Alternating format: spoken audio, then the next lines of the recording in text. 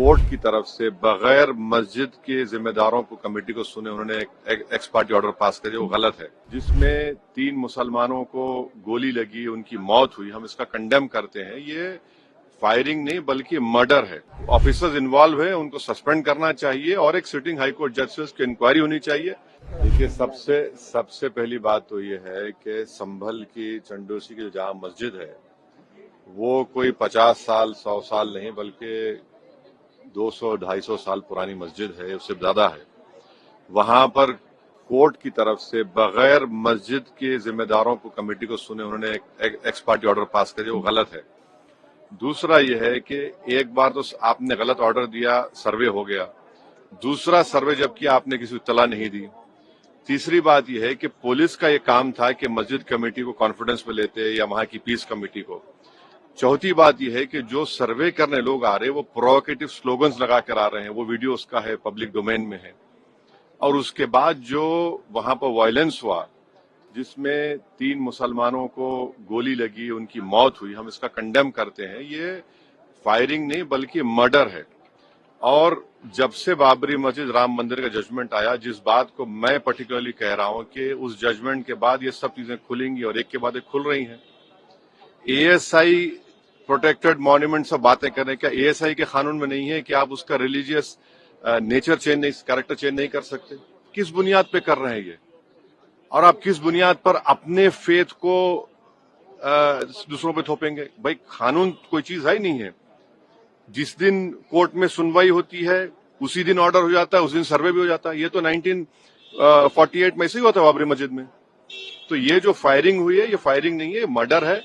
और जो भी ऑफिसर्स इन्वॉल्व है उनको सस्पेंड करना चाहिए और एक सिटिंग हाईकोर्ट जज से उसकी इंक्वायरी होनी चाहिए। ये सरासर गलत है, जुल्म हो रहा है वहां पर तो संभल में। सांसद के एफआईआर दर्ज कर दिया, आप जिस पे चाहे कर लीजिए भाई, जिस पे भी चाहे कर लीजिए। जज आप, जूरी आप, सब आप, तो बचेगा क्या फिर? अब सर, जेपीसी में आप लोगों ने समय मांगा है, क्या कहेंगे?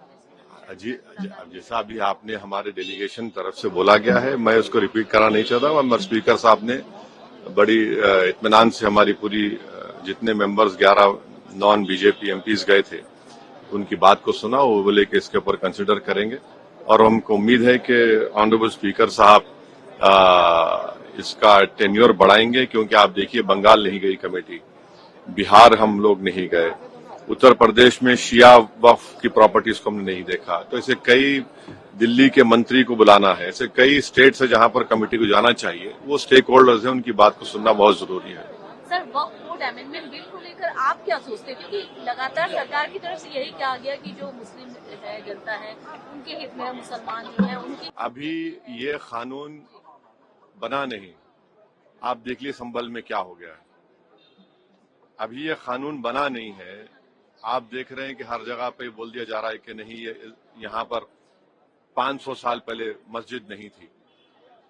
इस बिल में ये बिल आर्टिकल 26 का वायलेट करता है। ये संविधान के फंडामेंटल राइट का 26 का ग्रेव वायलेशन है। ये बिल कलेक्टर को इतने पावर्स दे रहा है कि कलेक्टर तय करेगा कि कौन सी वक्फ प्रॉपर्टी है नहीं है। ये कैसे होगा? कलेक्टर कैसा जज होगा अपने ही केस में? तीसरा, आप किस बुनियाद पर इस बिल में आप नॉन मुस्लिम को मेंबर बना रहे हैं?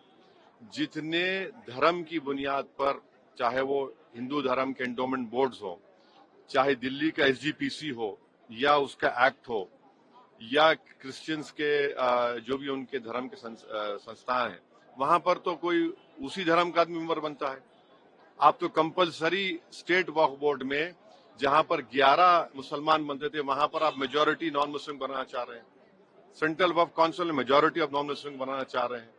क्यों करना चाह रहे हैं आप? ये क्या मकसद है आपका? कलेक्टर को इतना पावर दे रहे हैं। तो ये आर्टिकल 26 का ग्रेव वायलेशन है और इसीलिए वक्फ को बचाने के लिए नहीं लाया जा रहा है, ये वक्फ को खत्म करने के लिए, और वक्फ बोर्ड को सिर्फ एक पोस्ट ऑफिस बना के रखना चाह रहे हैं। तो जो वक्फ की प्रॉपर्टी है वो गवर्नमेंट की दी भी नहीं है, इसको मुसलमानों की गाड़े खून की कमाई है, तो आप उसको छीनना चाह रहे हैं। और उतना ही मकसद है सरकार का। आप देख रहे हैं संभल में क्या हो रहा है, ऐसे ही और वाकयात होते रहेंगे।